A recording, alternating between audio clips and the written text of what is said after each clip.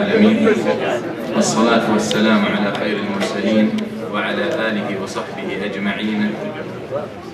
أما بعد، يا أيها الذين آمنوا اتقوا الله حق تقاته ولا تموتن إلا وأنتم مسلمون.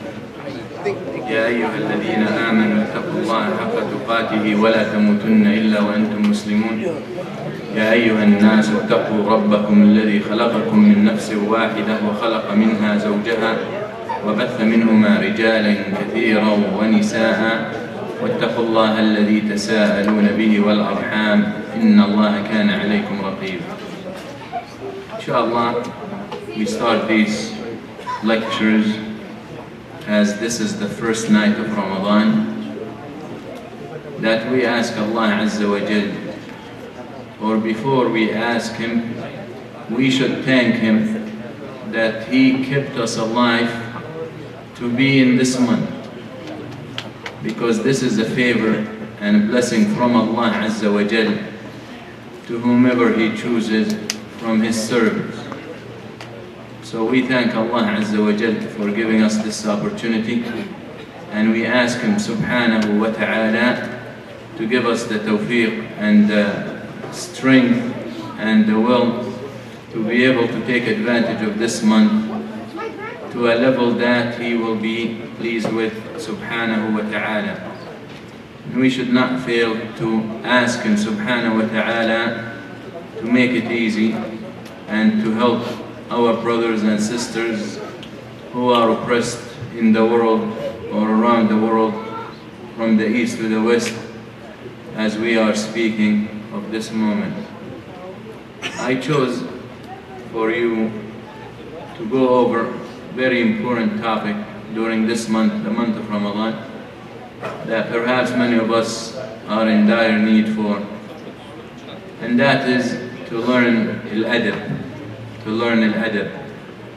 And al-adab, as it is every good behavior and every good speech that is pleasing to Allah Azza wa Jal could fall under this topic.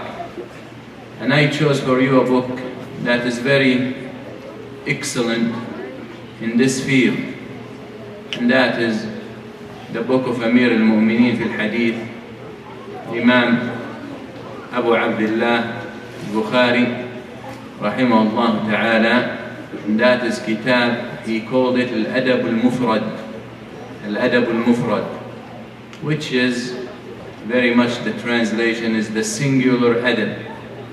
And they say that he called it Aladab Almufrad to distinguish it from the chapter of Al-Adab or Kitab Al-Adab in his Sahih. As Sahih al-Bukhari, the most famous hadith or the most famous collection of hadith after the book of Allah Azza wa Jal, the most accepted book in Islam after the book of Allah is Sahih al-Imam Bukhari, Sahih al-Jami'. And there is a chapter in it, or kitab as the chapter called kitab, called al-Adab. So some of Ahl al-Ilm said for him or for people to differentiate between the chapter of Al-Adab in the Sahih and between the individual book that is only for Al-Adab, the separate mu'allaf or book that he's written, it's called Al-Adab Almufrad, Al-Adab Almufrad, the singular adab. And actually this book I started going over in academically on an academy online, so I don't see the need for me to start from the beginning. So I will start where I stopped there. And if you're interested in knowing or listening the previous lectures from the beginning, then you can go to the website of tayyib.com and you will find the first 11 lectures of this book in there, the first 11 lectures. So we will start today, inshallah, or tonight, with the next section where I start my last lecture, and that is Babul Wasati Bil Jar. Babul Wasati Bil Jar. Very much this book talks about the adab and the manners in interactions. And he starts his book by interaction or the relationship between a person and his parents. Because very much that is what Allah Azza wa Jal talks about frequently after He talks about worshipping Him. He subhanahu wa ta'ala usually in the Quran, when He talks about what we are ordered to do, He will talk Tawheed, worshipping Him subhanahu wa ta'ala, and then right after that comes the parents. وَقَضَى رَبُّكَ أَلَّا تَعْبُدُوا إِلَّا إِيَّاهُ وَبِالْوَالِدَيْنِ إِحْسَانًا وَبِالْوَالِدَيْنِ وَإِنْ جَاهَدَاكَ عَلَى أَن تُشْرِكَ بِي مَا لَيْسَ لَكَ بِهِ عِلْمٌ فَلَا تُطِعْهُمَا هذا توحيد وَصَاحِبْهُمَا فِي الدُّنْيَا مَعْرُوفًا. So first Tawheed, and then comes after that taking care of that parents. So we covered that, and we covered taking care of that, maintaining the ties of kinship, Silat al-Rahim, that is already talked about, taking care of children, taking care of daughters, taking care of sisters, that is already covered in the first section. So now he starts talking about الجار, the neighbor. باب الوصاة بالجار. والوصاة لغة يعني الوصية من الوصية والوصاية. When we talk باب الوصاة بالجار, يعني this section talks about the reminders of taking care of the neighbor. Okay? What the deen and what the Prophet sallallahu alaihi wasallam said, يعني he will mention, and this book is very much, he will give a title or a bab, or he will put a subject, and then he will bring you a hadith. That's it. He doesn't have his own commentaries, he doesn't have any of that. So we will just go over the hadith of the Prophet sallallahu alaihi wasallam and with some commentary. باب الوصاة بالجار. والجار هنا, the neighbor, includes المؤمن والكافر, الفاجر والصالح, everyone. There is no distinction between a believing jar or neighbor and a Muslim neighbor or a kafir neighbor. Whether you're in a city or you're in a village or you're in the desert, that includes every kind of neighbor. In this hadith, in this book, number 101, حدثنا إسماعيل بن أبي ويس قال حدثني مالك عن يحيى بن سعيد قال أخبرني أبو بكر بن محمد عن عمرة بنت عبد الرحمن بن سعد بن زرارة الأنصاري عن عائشة رضي الله عنها عن النبي صلى الله عليه وسلم قال ما زال جبريل عليه الصلاة والسلام يوصيني بالجار حتى ظننت أنه سيورثه. The Prophet ﷺ says, as in this hadith of Aisha, that Jibreel alayhi salam continues to order me. يذكرني بالجار يعني يأمرني بحفظ حقوق. Jibreel, the Prophet ﷺ says, Jibreel continued to remind me to take care of the rights of my neighbor. Continue to order me to take care of the rights of my neighbor. يوصيني بالجار حتى ظننت أنه سيورثه. To the point where I believed that he will inherit me. To the point where I started thinking that he might inherit me. يعني Jibreel alayhi salam continued ordering the Prophet ﷺ to take care of the neighbor, to take care of the neighbor, to take care of the neighbor, too many times, to the point where the Prophet ﷺ thought in his head that maybe one day the order will come that the neighbor will have the right to inherit when I die, inherit some of my wealth, just like my children, just like my parents, just like my siblings, if there is nothing to block them in the inheritance. And that is, you learn from this hadith the importance of taking care of that, of al-jar. Also, it's permissible from this hadith to share what crosses your mind from good. If something good crosses your mind, it's as the Prophet ﷺ did here, it's okay to share it with other people so they can share the good with you. حدثنا صدقة وهو ابن الفضل المروزي قال أخبرنا ابن عيينة عن عمرو عن نافع بن جبير بن مطعم المدني عن أبي شريح الخزاعي عن النبي صلى الله عليه وسلم. And one of the great things we will benefit from this is the number of times we will say sallallahu alayhi wa sallam. Alright, so every time you hear his name sallallahu alayhi wa sallam, say sallallahu alayhi wa sallam. قال من كان يؤمن بالله واليوم الآخر فليحسن إلى جاره ومن كان يؤمن بالله واليوم الآخر فليكرم ضيفه ومن كان يؤمن بالله واليوم الآخر فليقل خيرا أو ليصمت. In this hadith also the Prophet sallallahu alayhi wa sallam says, whoever believes in Allah and the last day, وهذا يعني تذكرة للمبدأ وللمعاد. It's a reminder, whoever believes in Allah and the hereafter is a reminder of your beginning and of your end. So whoever believes in Allah, who created him and who put him on this earth, and the hereafter where he will return and where he will be held accountable. So من يؤمن بالله واليوم الآخر talks about your beginning and your end. Your beginning and your end. فمن كان يؤمن بالله واليوم الآخر, and then comes a few things that the Prophet said. So who truly believe in Allah, who created him and who put him on this earth and who gave him that opportunity, and believe in the hereafter where we will return to the one who created him and who will hold him accountable, then let him do 1, 2, 3. And the first thing, first one, فَلْيُحْسِنْ إِلَى جَارِهِ. Let him be kind to his neighbor. And being kind and being good to the neighbor, that includes قَوْلًا وَفِعْلًا, through actions and through speech, even through silence, if we could say that. فالبسمة في وجه أخيك صدقة. And to smile in the face of your brother is صدقة. So that is you, even that, a good smile, there is no speech here. And maybe we can consider it an action.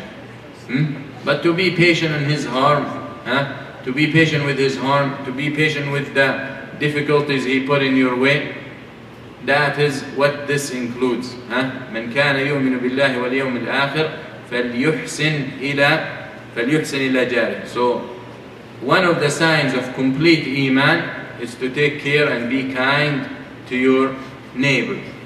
ومن كان يؤمن بالله واليوم الآخر فليكرم ضيفه.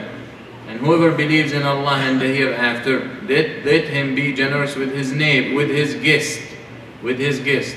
وضيافة الضيف أو إكرام الضيف إما يكون واجب واجب كفاية، وإما يكون واجب عين، وإما يكون مستحب.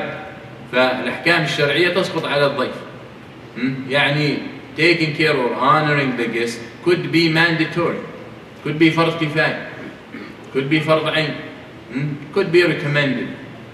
And we will come to talk about that as we come to that section inshallah. ومن كان يؤمن بالله واليوم الآخر فليقل خيرا أو ليصمت. And I will focus on the part of the hadith الشاهد, the part of the hadith that fall under the subject, because the other stuff will come as we go on. And the last part of the hadith, and whoever believe in Allah and the hereafter, then let him say something good or stay quiet. And this is an adab, and this is a manner that you should tame yourself and you should train yourself, and the best time to do that is Ramadan. The best time to do that and to train yourself to say only what's good, otherwise stay quiet, is in the month of Ramadan. As the Prophet sallallahu alayhi wa sallam says, من لم يدع قول الزور والعمل به فليس لله حاجة في أن يدع طعامه وشرابه. He who does not abandon the false speech, the backbiting and the lies and the slandering and this and that and the mockery and nonsense, then Allah does not need him to abandon his food and his drink. باب حق الجار. This section, the right of the neighbor. حدثنا أحمد بن حميد قال حدثنا محمد بن فضيل عن محمد بن سعيد إلى أنصار الشام قال سمعت أبا ضبية الكلاعي قال سمعت المقداد بن الأسود يقول سأل رسول الله صلى الله عليه وسلم أصحابه عن الزنا قالوا حرام حرمه الله ورسوله فقال لأن يزني الرجل ب10 نسوة أيسر عليه من أن يزني بحليلة جاره أو بامرأة جاره. وسألهم عن السرقة قالوا حرام حرمه الله عز وجل ورسوله فقال لأن يسرق من 10 أهل أبيات أيسر عليه من أن يسرق من بيت جاره. And that is to show you the rights of the neighbor and how his right is wakid or akid, how the right of the neighbor is higher in status than the right of anyone else that is stranger to you. So the Prophet sallallahu alaihi wasallam asked the companions, he said sallallahu alaihi wasallam, he asked them about fornication or adultery. They said forbidden. So he sallallahu alayhi wa sallam, and they said Allah and His Messenger made it haram. And that is the criteria, ibadallah. For us Muslims, that's the bottom line. The one who makes, or the ones who make halal and who make haram, who make things permissible and things forbidden, Allah and His Messenger. No one else has that right. And the Prophet sallallahu alayhi wa sallam make things haram through the revelation of Allah. So the bottom line is, only Allah Azza wa Jal is the one who makes halal and haram. And anything the Prophet made halal or haram, not from his own desire. It's an order from Allah Azza wa Jal, because he used to receive that revelation. Okay, that's it. So after the death of the Prophet what he died and said haram, haram. No one will have the right to come and say halal. Of course, there are exceptions in the sense of necessity. There are certain times where the necessity might force you to commit something haram for an extent, for the need. Not khalas, it's absolute halal. Very important. As we hear, especially one of the things that very related to us right now is the sighting the moon. Okay? The Nabi sallallahu alaihi wasallam said, "Sumu li ru'yati wa aftaru li ru'yati." Fast, start fasting when you see it, the crescent, and break fast, end your fasting at the month when you see it. And then you find people coming out and say, that's when they did not have telescope. Or he was referring to calculation, or he was referring to certainty. So now if we can achieve certainty through calculations, then we don't need the so كله يخبص الآن. فحديث النبي صلى الله عليه وسلم clear and صريح صحيح, straight to the point. When you see it, you fast. When you see it, you break fast. That's the end of the story. That's it. This is what divided the people. They come and they say, why we don't follow calculation? Why you're different? Why you want to see? Oh, if we see, you were the one who introduced calculations. So it's not us. So if we stick to what we got, to the book, then we will be united. But you want us to be united on your faults? Why don't you get united on our truth and our dalil? Bottom line. So the Prophet ﷺ said, asked his companions about fornication or adultery. They said haram. Allah and His Messenger made it haram. Okay? So he ﷺ said, and this hadith is a good hadith. Hadith jayyid and doesn't reach the level of authenticity, but it's fine hadith that's not fine. He said sallallahu alayhi wa sallam, لأن يزني الرجل بعشرة نسوة أو بعشر نسوة, for the person to commit zina with 10 women is easier than committing zina with his neighbor's wife. Now that is very important to understand, that this is not invitation for zina. As someone say, and I can avoid my neighbor's wife. ما ينفع. فهذا هنا أيسر أو كما قال النبي أيسر very important to understand that it's in the context. يقول الله عز وجل مثلا أو يوسف عليه السلام he says what? قال رب السجن أحب إلي مما يدعونني إليه. He said, oh Allah, being in prison or thrown in prison is more beloved to me than what they want me to do, and that is to commit zina with them, the women. So someone says, that doesn't mean that zina with those women was good or beloved to Yusuf, and to be thrown in prison is more beloved. لا. ويقول الله عز وجل مثلا واتبعوا أحسن ما أنزل إليكم من ربكم, and follow the best of what was revealed to you from your Lord. That doesn't mean that this is perfect for me, this ayah, so I'm gonna follow this ayat, I don't need the rest. لا, that's not the meaning. The meaning of the ayat or ayat al-ayat and follow what's best revealed to you from your Lord is based on your condition and your situation, and based on the individual himself. But there are certain things he can excel more and better than other stuff. Some people can do better with salah than with the zakah. So we say make your focus and energy toward the salah, but that doesn't mean neglect the zakah if you are obligated to. And Yusuf alayhi salam, when he said what he said, he's saying, I would rather be thrown in prison than commit haram. He's not saying it's more beloved to me, but the zina is still also beloved to me, but this is more. So we have to understand things in kind. Wallah Azza wa Jal says, مثلا في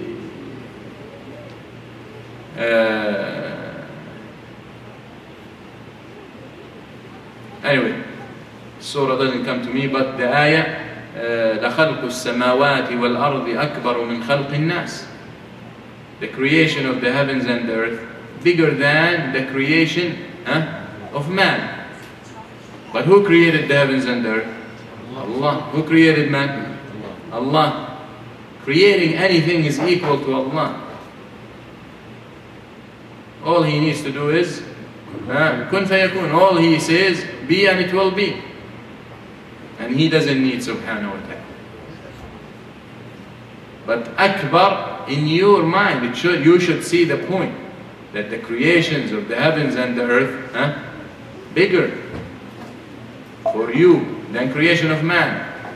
And in other words, you bring other adillah and you find that, why are you going to be arrogant and think you can be independent of Allah? And the way He created you, look how easy creating you, easier than the heavens and the earth, should be in your mind. Yet imagine destroying you, how easier it will be that. How easier that will be to destroy you.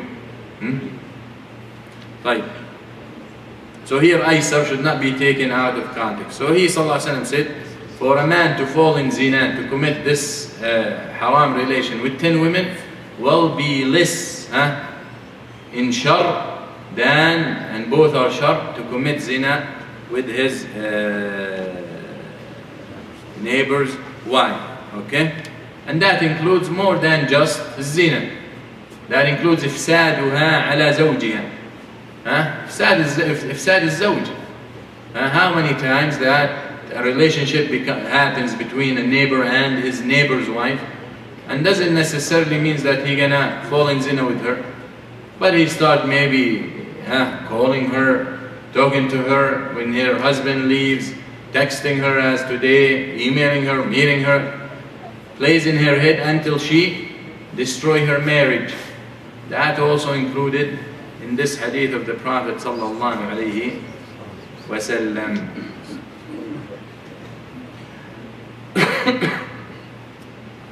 Babun yabda'u bil jar. Section that he starts with the neighbor.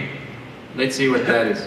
حدثنا محمد بن منهال قال حدثنا يزيد بن زريع قال حدثنا عمر بن محمد عن أبيه يعني محمد بن زيد عن ابن عمر محمد بن زيد ابن عبد الله بن عمر. Okay, so he's the great grandson of Umar رضي الله عنه. عن ابن عمر قال, يعني his grandson said his grandfather said, يا لها من أيام, يعني we need to bring back these days when the father is a scholar, and when the son is a scholar, and when the grandson is a scholar, and everyone tells about the next one. قال عن ابن عمر قال رسول الله صلى الله عليه وسلم ما زال جبريل يوصيني بالجار حتى ظننت أنه سيورثه. وهذا الحديث مضى we passed this hadith, but here he brings a different narration. حدثنا محمد بن سلام قال أخبرنا سفيان بن عيينة عن داود بن شابور إسماعيل عن مجاهد وأبي إسماعيل عن مجاهد عن عبد الله بن عمرو أنه ذبحت له شاة فجعل يقول لغلامه أهديت لجارنا اليهودي سمعت رسول الله صلى الله عليه وسلم يقول ما زال جبريل يوصيني بالجار حتى ظننت أنه سيورثه. Ibn Umar رضي الله عنهما, he has a servant who slaughtered a sheep. So Ibn Umar asked him, did you give piece of it to our neighbor the Jew? Did you, and he repeats the question, did you give a piece to our neighbor, the Jew? And then Ibn Umar radiallahu anhuma mentions the hadith of the Prophet ﷺ that Jibreel continued to remind me of the rights of the neighbor until I thought he will inherit. And that is the Prophet ﷺ said. From this hadith you see the recommendation that it's mustahab for neighbors to exchange gifts. And the issue here, maybe this section is not very related to the West. Maybe a lot of us have a hard time relating to this hadith, because there is no such thing as neighbor in this country or in the West. Anyway, right?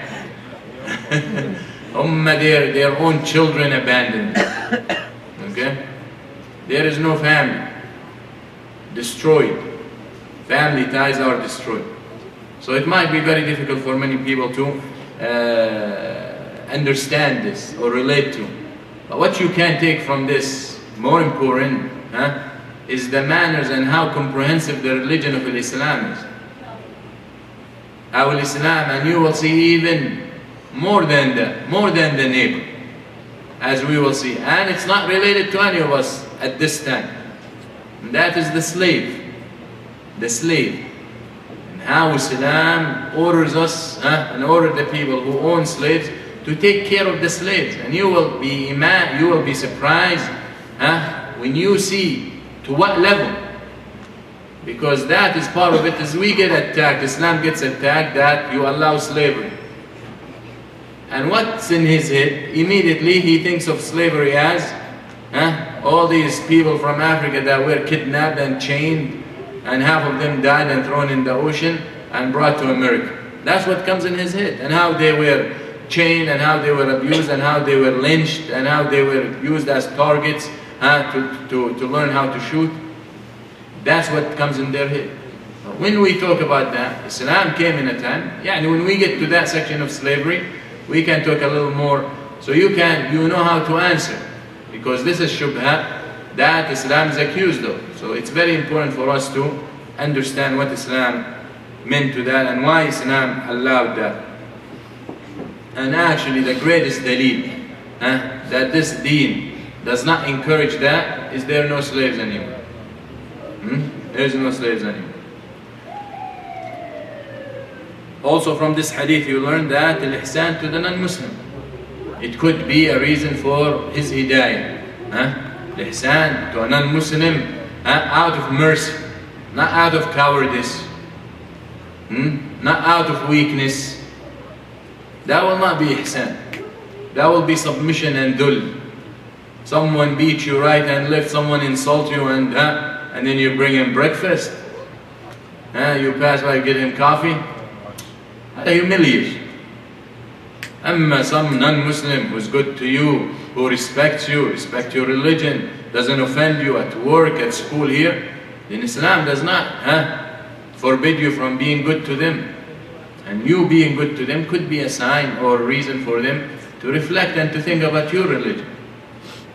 Someone declaring war on you at work or at school, this one does not deserve to be honored and does not deserve to be respected. حدثنا محمد بن سلام قال أخبرنا عبد الوهاب الثقفي قال سمعت يحيى بن سعد يقول حدثني أبو بكر أن عمرة حدثته أنها سمعت عائشة رضي الله عنها تقول سمعت رسول الله صلى الله عليه وسلم يقول ما زال جبريل يوصيني بالجار حتى ظننت أنه لا يورثه. شوف الأول كان وحديث عمرة سيورث، والآن لا يورثه. It's the same meaning, but that to show you how accurate the companions and the ulama, or how accurate the ulama of the hadith were in transmitting and conveying the hadith. Even with the harf, even with the letter. Okay? لا يورثه سيورثه. Okay? باب يهدي إلى أقربهم بابا. This section is to gift or give gifts to those closest indoors. يعني to the closest neighbor. So you got neighbors, 2, 3, 4, 5, 6 neighbors, but there is one closer to you than others. يرحمكم.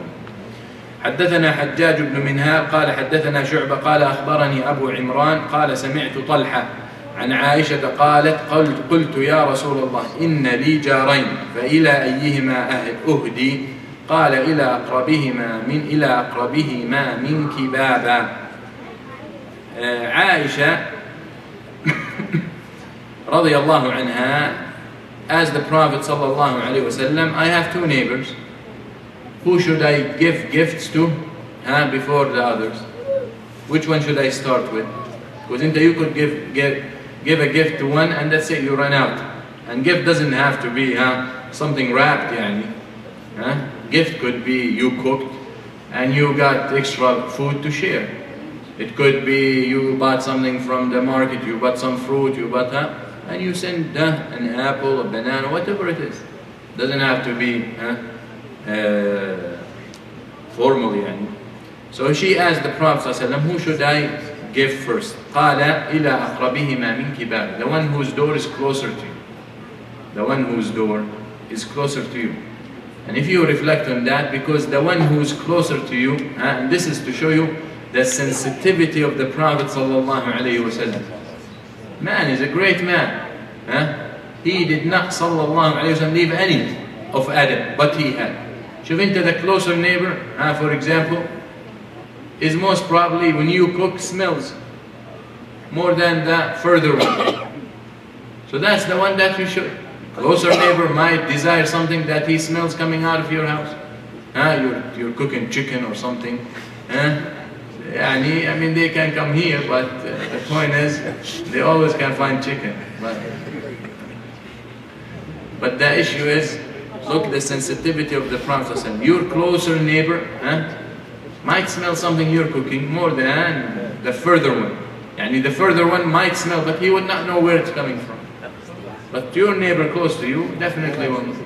Or the children of your closer neighbor will see the man or the woman in and out of the house carrying the bags, carrying the fruits, carrying the croissant, whatever, So they might, their eyes, and especially if they're children. So that's why the closer one to you is the one who should be given the preference. And subhanallah, on the sensitivity of the Prophet sallallahu alaihi wasallam. And add to that, the closer neighbor is the one who's gonna help you when you're in need. The first one who's gonna really help you when you're in need. And usually, there is a special relationship between neighbors who are their doors next to each other. So they are the first to run or to rush to help you when you are in need. Shaykh Al-Albani rahimahullah ta'ala, in his will, it was his neighbor that he said to wash him or pray on him the janazah. It was his neighbor, one of his neighbors, none of his students. Okay?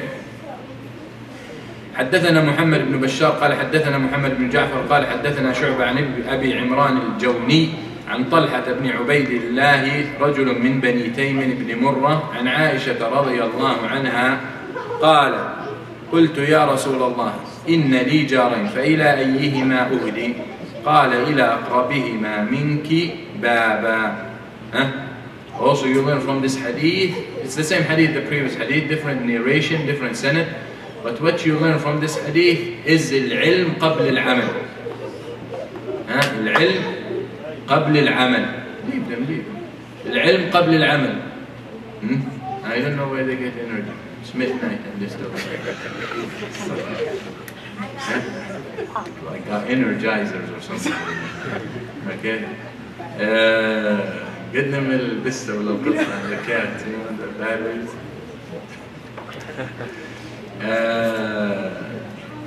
العلم قبل العمل. One of the things you learn from this hadith is knowledge before action. And we will see frequently and all the time how the Sahaba would ask the Prophet ﷺ for the simplest things. That commonly or common sense, it's okay. But you will find the Sahaba coming to the Prophet ﷺ and ask him, he wants to give sadaqah. Should he? You know? That is to show you العلم قبل العمل. Learn before you act. Because many people will come on the day of judgment and have acted and will be of no worth because they did not learn. They acted without knowledge. They thought, well, that sounds good. They thought it's pleasing to Allah, and it wasn't. It wasn't. Okay? Very important. An advice from your brother is better for you than his money. كلمة من أخيك خير من مال يعطيك فالكلمة تنجيك وماله يطغيك. You don't know. A word from your brother, a reminder, an advice, a hadith, an ayah, do this, do that, don't do this, better than wealth he gives you. Because the advice will save you and the wealth could destroy you. We stop here inshallah and we continue tomorrow. قول قولي هذا استغفر الله لي ولكم وصلى الله على سيدنا محمد والحمد لله رب العالمين. جزاكم الله خير. السلام عليكم.